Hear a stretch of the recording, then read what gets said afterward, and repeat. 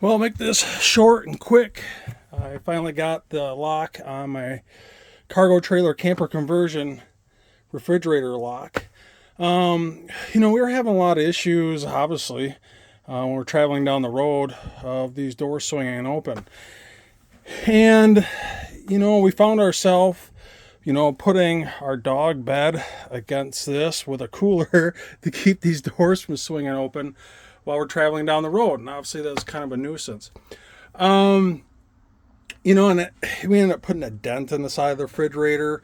We covered it with a sticker. We plan on putting stickers over this now eventually. But anyways, this is what I did to rectify the situation. And they actually sell these RV refrigerator door locks, and I'll kind of show you how this works. It's pretty simple actually. And this is the Insignia. So the Insignia college dorm style AC fridge. We actually put our outside trash here on the side while we're traveling. But I'll put a link in the description box below of this video for this particular RV fridge lock, and it's pretty simple. There's not much to it. Holes on this actually didn't line up. They're actually wider than what was in this Insignia college dorm style fridge. Not a big deal. Utilize one of them. I just used another screw here on the side. I just make sure I self-tap that before I put in the sheet metal screw, and it works pretty good. This swings to the side, and I can shut these doors, and we're ready to travel. Excuse me, my dog's barking in the back. But I put a bungee cord here too to kind of hold this back. Probably get away with just doing this, but I didn't want this to like vibrate out of position. So I just put on a bungee cord here, kind of a simple fix here. And this is definitely not going anywhere, and this is definitely not going to open. This is going to hold this shut for sure. Something else that I thought it was pretty cool about this lock is, say like we're done camping, we get home, we're unpacking, unloading this fridge. Usually what we would do is this would be full of moisture, it could be wet from products, especially in the freezer.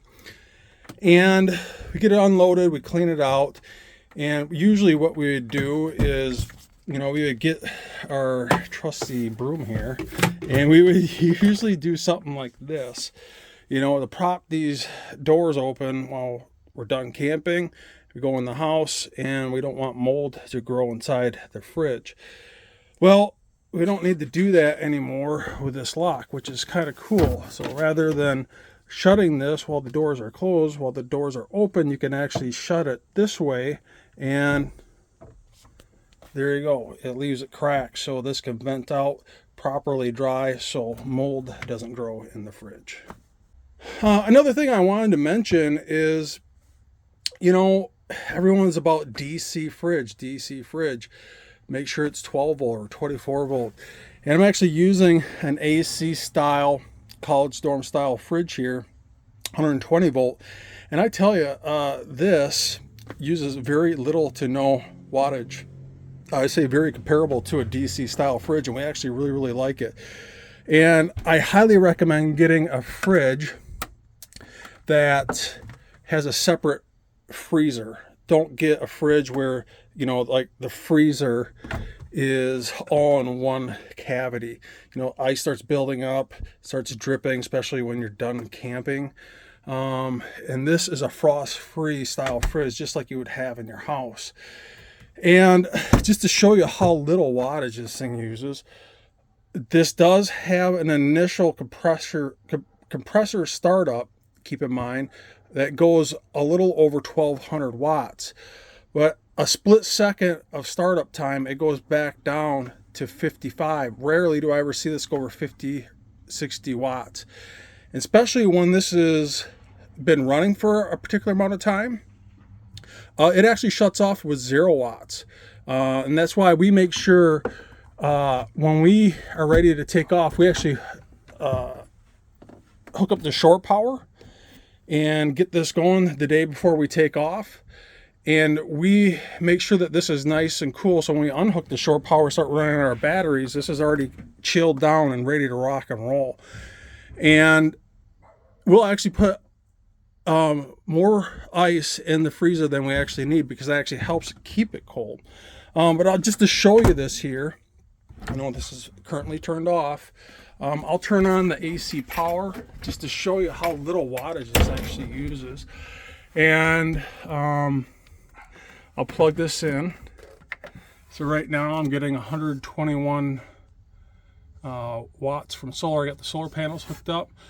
This is coming in, this is going out. The AC inverter is not on, the fridge is not on. Now, when I turn this AC inverter on, watch this output power. You're going to watch it spike really quick. Usually goes over about 1200 watts, but this has, an 1800 watt inverter built into it with a surge, I believe, of 2400 watts. So this is not an issue whatsoever. But watch when I turn on this AC inverter. You're going to watch this spike and then go back down to roughly 55, 60 watts.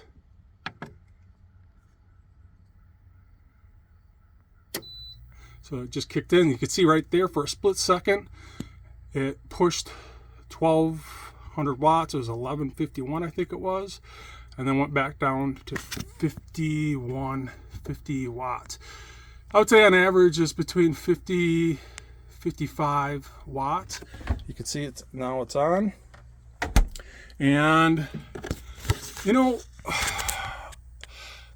I'm sure this isn't the situation with larger AC refrigerators, but with these smaller, dorm style refrigerators, I just don't see a reason why you can't use a 120 volt AC fridge and why you got to use a DC fridge, especially when it's using such little power here. I mean, we're talking 50 watts. Matter of fact, on my solar panels, I'm bringing in 110, which is easily taking care of that.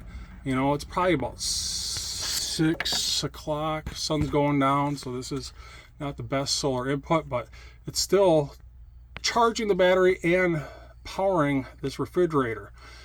And this has 152 watt hours. So what does that mean? Well, this means it can supply 1,152 watts in 1 hour. Well, if this is only taking roughly 50 watts, usually it's not the full 1152. Usually it's about 90% efficient. So if you times this by 90%, 0.9, I'm going to guess roughly about 1100 watts you might get out of it.